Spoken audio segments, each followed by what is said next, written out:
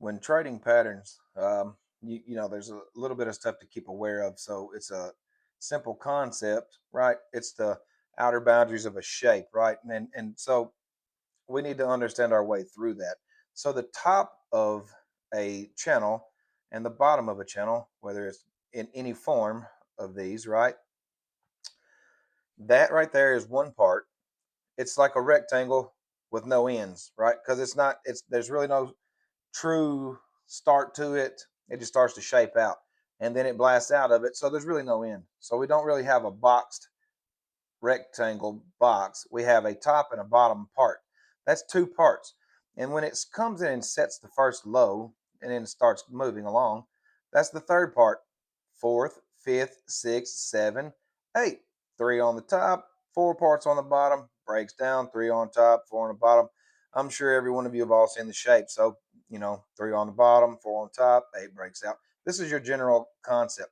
So, what we're trying to get you to understand when someone teaches you that really knows what they're talking about, teaches you about shapes, there's something that's going on in there that you need to understand. I teach an odds and evens strategy, and I'm going to explain odds and evens in the trading a pattern. Right, you can do it in all kinds of different patterns. You can go look at the patterns and count the moves, and you'll see that things will happen around, three parts of something, five parts of something, or eight parts of something, and then we'll get generally the largest move around us, right? And then so what's happening is at the peak of my three starts at the base of my three, right here, my one part, two parts, three, my part comes in, boom, it gets and sets a high. So three and four work together. So you may see in my other videos, if you've watched them, if you've not, you should go watch them so you can understand in depth about how this stuff works. Um, the third move may execute, the fourth may reject the third and come down. So we can say between 3 to 4, we can have a move. And we can say between 5 and 6, we can have a move, right? Or 8 to 9. So we could have an eighth part come outside the channel and then, have it bounce back off. So the eight cross the channel, eight, and then would come down, nine would go up, 10 and eight, boom, it would bounce back down. So that's what's really happening in all these shapes. So you've got the top, the bottom, and then it comes in. And a really interesting perspective is it starts to make little triangular shapes. You're not really understanding that you're trading shapes, but we have eight parts in which it moves, right? But then we have five shapes, right? One, two, three, four, five. So we can get a move around three, five, or eight parts, whether we're talking mathematical boundaries, peak highs and low boundaries, or the fact that it's making the shape. So we have three parts, one, two, three peaks, it goes down. So there's three. We have one, two, three, four, five triangles, and then it goes down. So it's going around five. And then we've got eight parts, three, five, or eight. Do you understand? Pay attention. Go back, rewatch that, and understand that perspective. One, two, three, or one part, two parts, three, four, five, six, seven, eight, right? And so we have three peaks and five triangles. One, two, three, four, five. Pew, right? Same thing, other direction. Three on the bottom, four at the top. It's a general trading thesis, right? Now it's not going to come out perfect like this, but this is just. Sometimes it will, but I mean, it's going to be close to this general deal here. Um, so that's just what's going on there. And if you go look at the other shapes, you can count the parts to it and start to see how that all works. So we'll get a move around three, five, or eight on average. And then, so in something that we would look less towards is 13. Why? Because, we're dealing with geometry, we're dealing with parts and multiple shapes. We're dealing with a rectangle and we're dealing with boundaries in it. And so, that's a lot of information right there. If you really go look it up and start to study that, I've consolidated a lot of information to a simple understanding. So one, two through eight, right? These are my parts. I have three peaks in a channel, and 5 triangles, 8 parts, 3, 5, 8. Okay. Now I'm going to go chart this in the charts, and I'm going to show you how to candle count, since we'll be looking for moves that will happen in around 3, 5, and 8, right? They can keep happening in other time, keep going, but the market is fractal, right? We've got a lot of different time frames, and so we're going to switch through different candle perspectives and just do counts and look for numbers and stuff like that. So these are Fibonacci numbers, right? So that's what's going on. It's geometry, it's Fibonacci stuff. It's all tied together. It's mathematical boundaries. At these boundaries, we can expect some type of move, right? And then that's the general thing. It's either going to reverse or continue around these boundaries. So that's it. So we're going to go into the candles and we're going to do a little count, and I'm going to explain these other numbers and that's in counting and how that goes. Okay, so let's get to it. So here we have a set of Fibonacci numbers at the top here, and this is just how that's the sequences of them. And so that's if we're counting in ones. Okay, 1, 2, 3, 4, 5, 6, 7, 8 of one. But if we're counting in twos, we can do the exact same thing. So the 3 parts making something fractal by ones is 6. It's 3 twos, 2, 4, 6. It's fractal by the number 2. And then you come down and you have 9. Right below that we have 9 here, and that is counting by threes, 3 parts. 1, 2, 3. Now we're fractal by 3, and now fractal by 4 and by 5. So if we keep our logic in looking at these type of numbers, we and know that in most forms we're looking for a move to happen around 3, 5, or 8, and not so. I mean, 13 will work, and it does work in different time frames. You'll see these numbers hit, but if you can consolidate your time frames up and then get it kind of consolidated to a smaller number like this, you can understand that boundary. Then we can look for smaller ones within the smaller time frames and try to keep them within these boundaries at these boundaries. Okay, so if we look from 3, 5 to 8 as most parts that we're going to be looking for something, we really want to look for everything to this side of this line here. Okay, to this side. That's where most of the stuff is really going to happen with these numbers. And so you can see how it can go a little bit higher and extend out and still make the same perspective. As the market is fractal, our counting perspectives and understanding must also be fractal. So everything at the top here is equivalent in going straight down. Ones, twos, threes, fours, fives for each row. Okay. So now let's get to counting. Let's take that off of there so it won't be acting all crazy, because we're going to have to move this diagram around. Okay, so just for clarity really quick, this low, if I put my counting thing on here and I start over, it will not count this first part. It says 0, so that's my low I'm looking at. So I'm going to have to start back 1 candle so that when I get here, it actually shows a value of it, and we'll go from there. All right, you see how down here at the bottom it says I have 1 bar counted, and now I'm at the low. That is 1 bar. Boom. 3, 3, 4. Look at our diagram, the number 3. So it had a move. All right, we have a move over here at 5. Okay, so we would say 3 to 4 here. So 3 to 4 could drop, and now we say 5 to 6 could pump it. 5, 6. Look at the diagram. That's a fractal by 1 and the start of a fractal by 2. The end of once the second bar of in the 6 here, right? When 5 starts this move, 5 is closing into 6. 6, when 5 comes in, it's half of it. So we're counting in ones, 1, 2, 3, 4, 5, or 2, 4, 6. So in the last bar of this, the 5 is closing in the middle. It is combining these two Fibonacci counts at this point. Okay, so that's why we got our. So that is why I will say things like 3 to 4, 5 to 6, 8 to 9, 10 to 11, 13 to 14, 15 to 16, and then 16 to 17. You get the general idea. Okay, I'm not going to keep doing it. I'm just going to get back to it. So we have 3 to 4. Now we have 5 to 6, and then we have 7, and now we've got 8 to 9 pushing it up. Boom. 10, 10 to 11. You understand? Bitcoin's all-time high. Dump down from it. That's what we're dealing with now. Let's go down. We're going to cut the 12-month time frame in half just to kind of get this moving. I don't want to do too many time frames and drag this out too far. 5 to 6. There's our number. Boom, boom. Well, we have 8 to 9 at the bottom.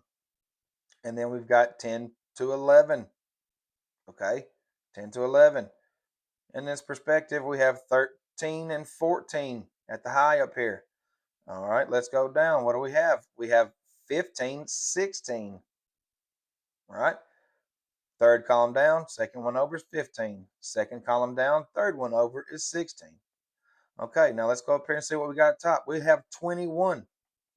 Okay, now what I mean by try to trap your stuff into a lower number is just that. So we got 21 to 22 and it dumped. Okay, so let's go from this low. Now remember, we have to go over one bar, drop it, and come over. So whoops. So when we're on our low there, it shows that we have the number one counted. And then up here, so 6 to 7, and it drops. All right, now we have 8 to 9 right here, and it pumps. But up here at the top, we've got 13, 14, 15. So we've got 15 to 16 at the high again. You see how this is working? We're going to go down to a 5-month candle, just kind of work our way down a little bit. Let's just move this up over here so I can not select it every time I try to do something. All right, up here we've got 9 to 10. So around 10 to 11, we can have a dump, right? 9 is a pinnacle number, 369. So it comes down. We've got the pump on 13. 13's at the top, right? And so we can come up here and we can see how this will still read these numbers out. So 21. And we come over here and we've got 25, right? So 25 is one of my sequences that I have. And so 25 closes into 26. And yeah, so 24 also in the bottom one. So 24 to 25 and 20. And if 25 moved it, then that would be that it'd be potentially because 24 and 26 reacted. Fourth one over, second row down is 26. Third one over, third row down is 24. 24, 25, 26. We're trapping the market in that perspective. All right, so we get to the high, and now we are at 31 to 34, right? So we've got too much information to get that clarity right there. So we'll come up to the higher low, and we'll see about getting it trapped in smaller numbers.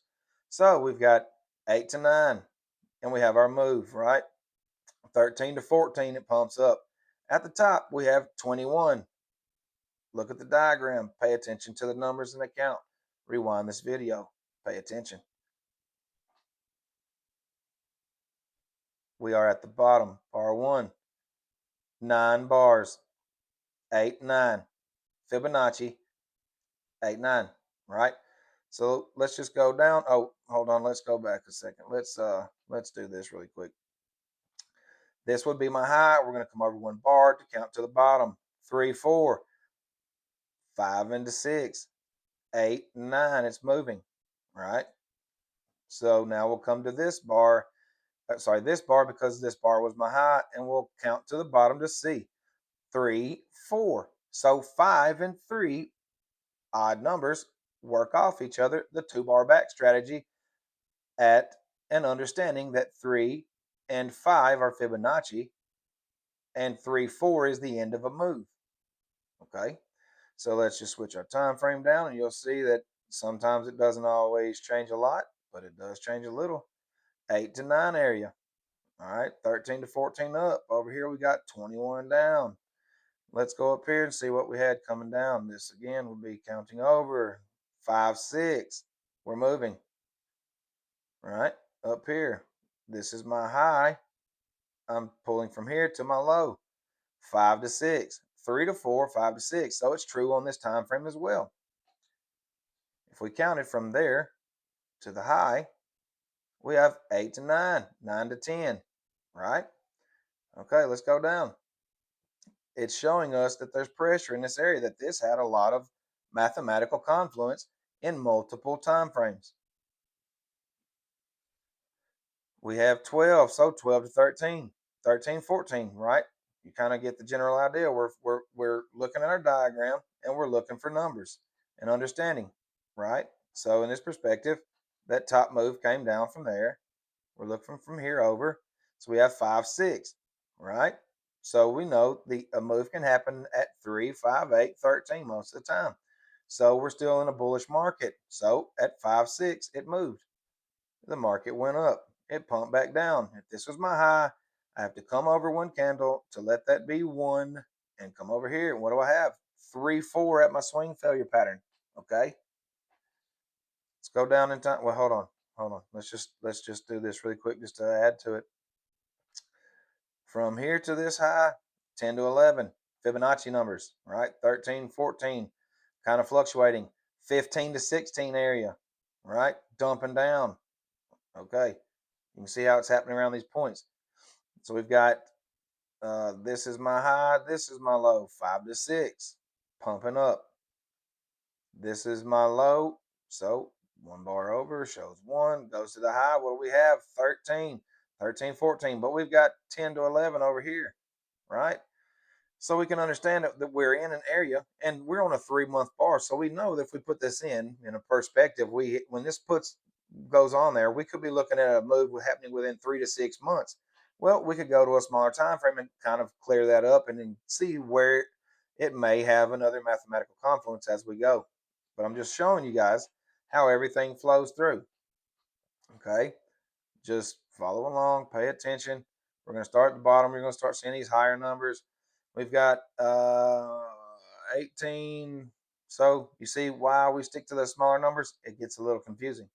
You can come over here and see that this happens around a 25, which is 24, 25, and 26. There are 2 Fibonacci count numbers in this diagram that happen around my 25 bar that I use in my sequential mathematical system I use. So in that perspective, we come from over here, we come down, we have 8 to 9 at the bottom, right? So 6 to 7, 7 push it down, 8 to 9 pushed it back up. We come over here, and this is my high. We go over one bar to make sure my count shows. We have it at 5 and 6. Okay, we're still on a 2-month bar. This is my high. Sorry, that's this. This is my high, and now I am behind it. One bar, counting it. Boom! I have 8 to 9. I have my move from the bottom to the high. We have 17 to this point, so 16 to 17, right? So now we have a reversal point. Let's go down to the 1-month time frame. Let's see what we have. Hold on, let's move that diagram in here a little better. We might need some of those bigger numbers over here. Let's see. I am one bar beside the bottom, so it shows up here at the top I am 36. So 34 is roughly around in here. When, by the way, this brings up the point of counting. When a Fibonacci number ends, we can then start counting in a Fibonacci sequence from that point and add those 3, 5, or 8 counts to the end of that. So when 34 ended right here, we have 1, 2, 3 bars, so 3 to 4, and it's at the high. You see the point? So from the bottom to this point is 34. 34 is a Fibonacci number. So 34 to 35. 35 sets the high. It's kind of outside of it, right? So it's not really doing a reversal right there, but it comes in. We've crossed the time, and now we know we can count again. In 3 months, 3 to 4 months, we have our pullback. All right. Oh, let's go on up higher and see what the other numbers are as we get to the top there. We have 76. What do we have down there? We have nothing near it. So you see why we're kind of ignoring the higher numbers, but they will work sometimes. We have 81 to 82. That right there is a square of 9, and do 9 squares of 9. That is a 81, so it's a square out. So 81 to 82. All right, so 81 comes in, so we can count 3 to 4. 1, 2, 3, 4, and it starts dumping. Okay, so now let's get over here to our high. Let's see what our number is. We've got roughly 128. We don't have anything around there. You see that point? So, but what do we have over here? Around there, we have a 136. So we are in 136. So we're having our little pullback in this month candle. That's what's happening. It's because we are at a Fibonacci number 136. but we're not really looking at it like that. But that's just to show proof that the best positive thing that's happened so far in Bitcoin is happening from the low to the high at the 136 month of our local charting there. So if we come over here and we go one bar from the bottom, come up to my high, I've got 8 to 9 to my high, and I've got 15 to 16 over here. So 16 to 17, right? 15 to 16 to 17. The 15 is a bar that I use in one of my sequences. It's in the 375, 75, 15, and 3 sequence. So anyway, let's see. I'm one bar over from the bottom. We'll go up here. We've got 14 to 15, so 15 to 16, right? So 13, 14, our number diagram over here, 13 to 14, and then so 15 to 16. So we have two Fibonacci numbers working there in the sequence, in the general sequence of where we want to see most of them happening. We have it happening inside of this range. So 13 to 14 is something you'd look at to be a little more rare, and we can find that in potentially the 13 to 14 and 15 to 16 range. Where's my bottom at? It's right there. So if we go up here to the high, then we have 33 to 34 bars, right? And so that perspective, we can come up in here a little bit higher now. Now that I'm kind of getting away from the bottom, getting more time in the charts, this could be a peak low. This could be a peak low. We could count from there. Why are we doing that? I'll move that a little bit. I'll do it like this so we can kind of see through it a little bit. Who's doing it from here? So, at the top here, we've got 27 at this peak high right here, and then it gives a 2-bar back function after that. So that was the end of the move. I'll bring it up a little closer so you can see it on here. I know it's hard to see it on mine. So from that perspective, I start from here. This move is 27. So 26 to 27. If you look at our diagram up there, shows the number 26. So 26 to 27 can show the end of a move. And now what do we have? And the way that I teach my system, we teach a 2-bar back strategy, right? Okay. So now I'm going to take that off so that we don't have those all over the place. We're going to come up from the lower perspectives. That was it. Now let's say this is my new low. That would be my low bar count. And then I have these moves 15, 16 to pull us back. But up here at the top, I've got 24, 25, and 26. Odds and evens. 25 is my math bar count on a 250. I mean on a 125, sorry. And so anyway, I've got 24 and 26 like kind numbers. Look at my diagram over here. 24, 26. Now, we did it from there. Let's do it from here. I'm now counting my low bar. I have 5 to 6 pulled down, 8 to 9 pushed it up. Now we have 13. So 13, 14, 15. 13 to 14, 14 to 15, and 15 rejects 13. 15, 13, 15, 13. All right. So let's go ahead and just pull this was my high, this is my low, 5 to 6. Now we'll be looking for 7 to 8. And then 8 to 9 in the diagram there. Come on now, 8 to 9.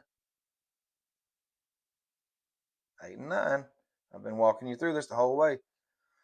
Let's go down. Let's go check it out. Now we're going to get into these higher crazy numbers, but just to show why we would ignore, I'm showing why on the higher time frames it shows me a zone. And when you get closer to that little zone, you would look up in here and kind of, from pulling from here and getting a high number like over here, then off of these points here, I'm pulling to look up here and for trying to find a smaller number. Okay. So, but from down here at the bottom on a 5-week bar all the way over here, we have 118 to the high. So if we have 110 in the diagram and we add a Fibonacci number of 8 to it, 118. All right. So this is how it works. We can just, a lot of this you're not really going to be doing. It's just a proof. of what's happening here. We have 75, and that right there, it's not the high, it is 76, but 75 is one of my math bars in the 375, 75 bar sequence. So, um, you know, that's how we can understand that number. To have a perspective, it's a math boundary, it's a fractal. We come all the way over here from that point. Yeah, so 75, just making sure that's where it was. Let's see. Now we have 61 and 62 and dump on 63. Okay. So we're around a Fibonacci number still. All right. We're down here. This is my low. I'm over 1 bar and I come to the high and I have 33 and now I'm dumping on 34. You see what I'm saying? We're getting a little bit outside of the bars there, but now we have another sequence down here we could pull or right in here, knowing that we have other maths saying that when we get up in here, that right there is a point in which, in this period, that something could change. If we measured from back here and knew, we marked out this and just drew a line on the chart and said to be aware of this number that we're keeping up with, right? In whichever perspective, we would know that around 12 to 13 to 14, we can expect it to drop down, and that's what it did. Now again, if we are from here doing that, right? We are doing it from here and going to here. We had 13, I believe it was, at the top. 13. Fibonacci number is 13. Okay.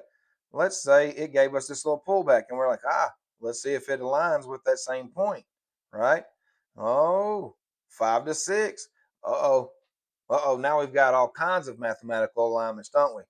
We've got a $125,000 price sequence level that we hit, kind of pushing towards 126 and rejecting 24, 25, 26. 124, 125, 126. So 126 can reject up under 125 and 124 and dump back into it, right? For dropping down prices of $25,000 price bars, and we'll be hitting 100,000 and 25,000, 75,000 and 50,000, etc. Bouncing around between those. As Bitcoin did bounce off the $75,000 level, some up in here, it bounced off the $75,000 level and took off to 125,000, right? Boom, dumps. Okay, so we can understand in that perspective in different ways that it keeps telling us as we get to these points that have told us higher levels up here. What am I doing? Get off there. All right. So when we get over here, we can change our time frame. We can pull from here to here. Oh, 15 to 16. Look in the diagram. 15, 16. Right? Okay. Now we're getting at a point of where it's going to be doing so 15 to 16 and 16 to 17 will be boundaries. And so 17 rejects 15, right? From that point, we'll go a little higher up. Well, we've got 5 to 6. Fibonacci number is 5 and 6. So 7 rejects 5 and comes down. Okay, we can do this in a lot of different perspectives, but you guys need to understand it's always going to do these type of things and move around these numbers. 21, right? Look at the diagram. 21. I'm trying to teach you guys how to pay attention to what's around you. I'm trying to teach you how to look for moves at levels 3, 4 from this high. 3, 4. Look at the diagram. 3 to 4, 4 to 5, 5 to 6. Okay. And so in that perspective, we can keep going through all these time frames and confirming in different ways that we do believe we are in the right perspective. Look at our numbers. Where is our low? It's right here. Well, let's go here first. 1 bar over, we're at our low. We go to our high. We have getting around 31, 2, 3, 34. Boom. It's a Fibonacci number. It's far off. We come up higher, right? We come up a little higher. Let's say, you want to do it from here. That's my low. We come over 1 bar, so it's counting when we start. And we come up 10 to 11, 13 to 14. They're in the diagram. They're in that number sequence there, right? And so we can understand at these points in that perspective where we can start. And if you pay attention to my like kind numbers, 2 bars back strategy, you can pay attention to that and understand what a trade is in another mathematical form. So if we counted to this point and we were looking for 2 bar back levels, this coming over into that 2 bars ahead of where I marked that off, that's rejecting the closing level. If we come down into these time frames, and I've proven them in my other videos on how I would have known these sequences could have got to these points, but we can look 2 bars back. There it is, my candle high. Bang, bang, it dumps, right? It dumps. We come down in here, we can change our time frame. What do we see? Right? We see 2 bars back. In that perspective, we could say, how did we get there? This is my low. I'm starting from here, and it's counting this low candle, my low bar. 1, 2, 3, 4, 5, 6. Right? 3 to 4, 5 to 6. 2 bar back function on a 2-week period. We can change our time frame. This is still my low. I have to start over here. Now it's counting it. And what do I have over here? 8 to 9. So 10 and 8, rejection. 8, 9, 10. You see, look at the diagram. 8, 9, 10. Okay? Pay attention. It's everywhere. It is everywhere. You can go in all these day forms. You can come all the way down to the day and understand, all right, I've got lots of stuff telling me this point in time. I am fractal. I am paying attention. I have a 1 day, 2 day, 3 day bar understanding. I am always in a 3 bar function. That is a 3 bar that you can count from an open point of one of my maths, or you can switch it to a 3 day bar on the on TradingView, and it will give you a different mathematical understanding, but you will still be able to see how and where to count from to start understanding that you could be fractal from a point to a point. This is my low. It's 1, 4, 3, 4. Boom. 3 day candle showing me 3 to 4 bars. What are my numbers I look for? Where's my diagram? It took off on me, didn't it? So what do I look for? Low numbers. That's my bread and butter. My low numbers. Okay, this entire little zone here. All right, that was a great one. So this whole little zone of numbers. This is kind of your bread and butter. Okay, so pay attention. I'm trying to keep you down in these lower functions so you can look and understand how to count from places. Bring our diagram down. See what we have here. This is my low. I do believe. No, this is my low, so I got to start here. All right, 5 to 6, 8 to 9. Let's go down to a 1 day candle. What do we have around there? Okay, let's check it out. This is my low. This is the boom, 10 to 11. Look at my diagram. 13 to 14. Look at my diagram. Pay attention. What do you see? What do you see? You see trading stuff at the level. We have 2 bar back zones happening. In this candle here at the high, let's mark these really quick. Well, you know what? Not what I'm doing that for. I know I'll put on the sessions when I go down. Should have thought about that. So if we go to, let's go to a 12-hour bar, and let's go back to the top, to the high of Bitcoin. Let's bring this down. All right. We will be able to see in smaller time frames how it fractalized and gave us perspectives of trades and 2 bar back functions. And these higher ones, we have it right here. It goes up and it hits the previous day, which is not a 2 bar back function, it's the previous day. Over here, though, in the breakdown, I've got 2 bars back, high up in the trade. Okay, so I'm looking for certain things, right? Certain ways to view it and keeping it simplified. The market can move within 3 to 4 parts. 1, 2, 3, move. 1, 2, 3, and it made a big move to the top. 1, 2, 3, big move. 1, 2, 3, big move. So 3 to 3 to 4. 1, 2, 3, 4, move. Right? 1, 2, 3, 4, move. 2 bars back. All right. Again, it starts 1, 2, 3. This is my high, and then so is my counting point. This is the bar before it. This is the bar after it. It is playing on a 2-bar back function inside of its little zone there. It drops down. We're in this day. We're swinging down. We are under this level. Draw it across. But what do you see? 1, 2, 3, 2 bars back. That's just on a 6-hour, and we can drop it down to all kind of other time frames. You get the general idea.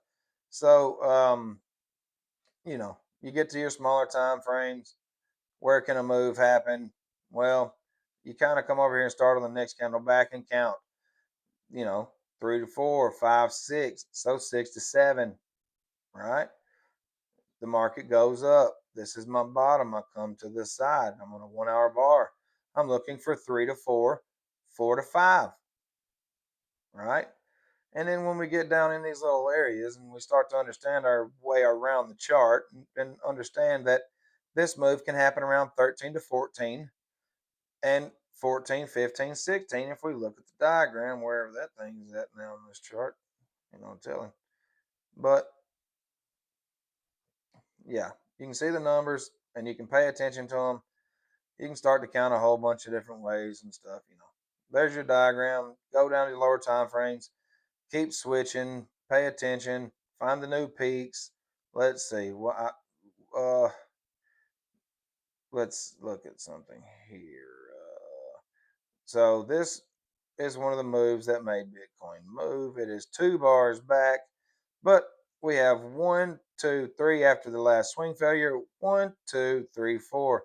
But if we go down to the 30-minute, we can kind of get a perspective of other candle counts that could have led us down there, right? This is my high. Go back 1 candle. 3 to 4, 5 to 6. 5 is off 3 on the 30-minute at a 2-bar back function. Okay. We go down to say the 15-minute time frame, and that was our last swing failure point coming up before it came down. This is my high. I go behind 1 bar. I'm looking for 3 to 4, 5 to 6, 8 to 9. Okay, that is what you're looking for. Pullback. I don't know which one. Structural, something across there, right? So look at that. And so this is my high. We come to the side. We pull our toolbar. What do we want to see? 3 to 4, 5 to 6, 8 to 9. Okay, this is it. Trade responsibly, and then you won't have to worry about the stuff like you don't have to worry about it that bad. So just look through, count, and pay attention. Understand your numbers and your diagram. There you go. This is it. Right? Pay attention. Start counting.